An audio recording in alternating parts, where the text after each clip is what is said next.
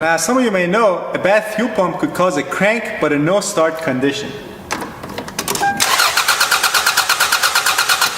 So it's very crucial that you know exactly how to diagnose a bad fuel pump. Alright, first step is going to be to get your key in the ignition, turn it to the on position, and then to listen for the fuel pump. And when you do this, usually you can hear the pump while sitting in the car. But if you're unsure or can't hear anything, you can always have someone put it in the on position inside the car and then get back here, remove the gas cap, and try to listen for it through the gas filler. And what you're listening for is a low-pitched humming sound that goes on for a few seconds. And that's basically the sound of your fuel pump priming. When you put the key in the on position, it primes the fuel pump. In other words, the fuel pump makes sure there's adequate pressure in the fuel line from your gas tank all the way to your fuel injectors. Now, if you have a working fuel pump, you should be able to hear it on most cars, but sometimes they're just too silent and you have a hard time hearing it even at the gas cap. And that's where this guy comes in, a fuel pressure test kit. And these guys are really cheap. You can get these kits for under 30 bucks at Harbor Freight or AutoZone and whatnot.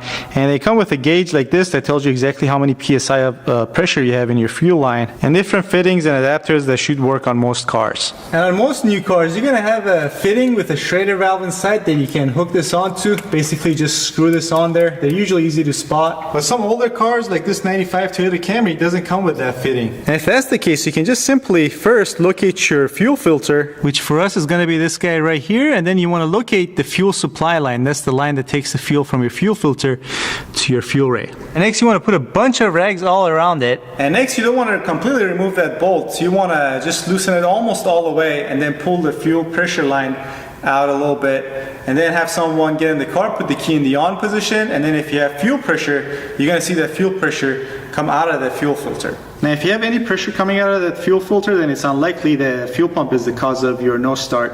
But if you need to know the exact pressure in your fuel line, then you need to find an assortment of these fittings that hopefully came with your fuel pump and pressure tester kit, and attach them on there, then attach your gauge, and then you'll be able to find out exactly what's the pressure in the fuel line. I should go without saying, you want to do this on a cold engine. Don't try to start your car while that bolt is loose, and also have a fire extinguisher ready just in case. Alright, so let's say you find out there's no fuel pressure in the system. What you want to do next is to make sure your fuel pump is actually receiving both power and ground. So what you want to do next is to find your relay and the fuse for your fuel pump, which is usually located in the fuse box inside your engine bay. And if you're lucky, you'll have a little diagram on the cover that will tell you exactly which one is the fuel pump and relay. So on this car, here's our fuel pump relay, and this is our fuel pump fuse. So first you want to remove the fuse, and then look at it very closely and make sure that it's completely intact.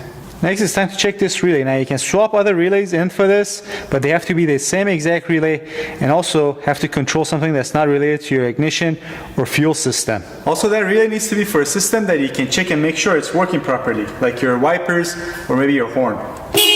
And if you don't have another relay that you can swap in for this, you can always test this relay.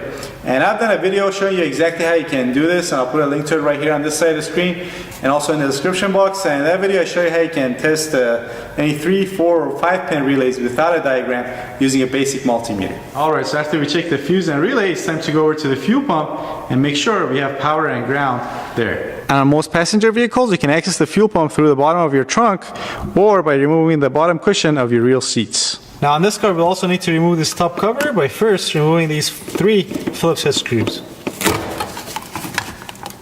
There we go. And here's a look at our connector. Now if your fuel level sending unit comes as part of your fuel pump assembly, you're going to have a 5-pin connector right here. 3 of these are going to be for your fuel level sending unit. The other 2 are going to be for your power and ground for your fuel pump. So you'll need to look into your repair manual and find out which 2 wires are those. Next, you want to grab your multimeter and set it to DC voltage. And then ground your black test lead.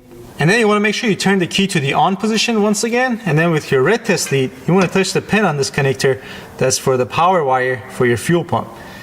And as you can see, we got about 12 volts here. Next, after verifying you have power, you want to check the ground wire. So you get your black test lead, put it on the pin for the ground, and you can use the red test lead on the pin that you verify that you have power to see if you get a reading, and we do, so we verified we're both getting power and ground here.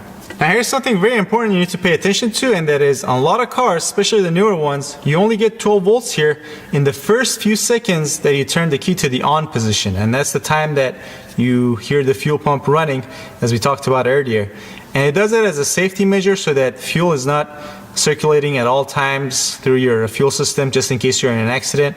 So you want to make sure you measure that voltage immediately after you turn the key to the on position, because otherwise after that your car's computer is either going to shut that voltage off or lower the voltage to something that might make you think you have an electrical problem and send you in the wrong direction. Now I'm just going to take a guess and say it could potentially do the same thing on the ground wire, so you want to keep that in mind while testing for ground as well. Now before I wrap this up, I want to mention that just because you hear the fuel pump running, it doesn't mean it's a good fuel pump and that you need to make sure that there's fuel pressure in the system, as was the case with this fuel pump out of a 2004 Ford Ranger. And that's it. If you liked the video, please give it a thumbs up, subscribe if you want to see more like it, but also check out these other related videos. I'll put it on this side of the screen, also in the description box. Alright, thanks for watching. I'll see you next time.